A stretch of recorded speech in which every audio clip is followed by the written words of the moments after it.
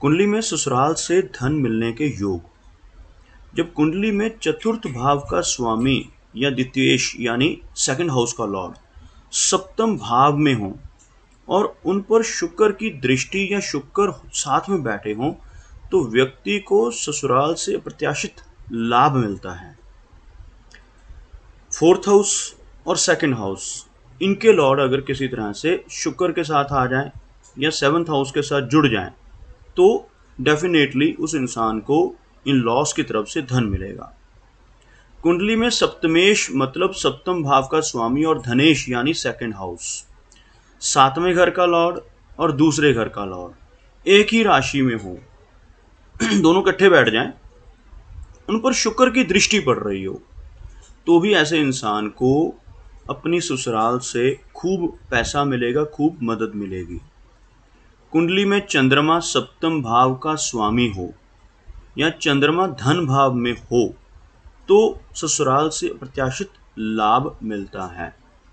या तो सेवंथ का लॉर्ड हो मून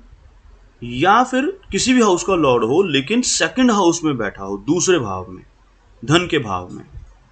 तब भी उस इंसान को काफी सारा धन आफ्टर मैरिज अपनी ससुराल से मिलेगा। द्वितीय भाव का स्वामी सप्तम भाव में हो और उस पर शुक्र की दृष्टि पड़ रही हो, सेकंड हाउस लॉर्ड सेवंथ में और वीनस का एस्पेक्ट, तो ससुराल से काफी फायदा मिलता है। और कुंडली में चतुर्थ भाव का स्वामी सप्तम में तथा सप्तम भाव का स्वामी चतुर्थ में हो तो ससुराल से लाभ मिलता है, यानी 4 और 7 का एक्सचेंज हो जाए, फोर्थ हाउस का लॉर्ड सेवंथ में, सेवंथ का लॉर्ड फोर्थ में, ये कॉम्बिनेशन बन जाए तो भी उस इंसान को ससुराल से खूब पैसा मिलेगा। अगर कुंडली में 7वें और 9वें भाव के मालिक युति में हो और उन पर शुक्र की दृष्टि पड़ रही हो तो भी ससुराल से धन प्राप्ति होती है। अब सेवंथ और नाइन्थ तो वैसे भाग्य का घर है, अगर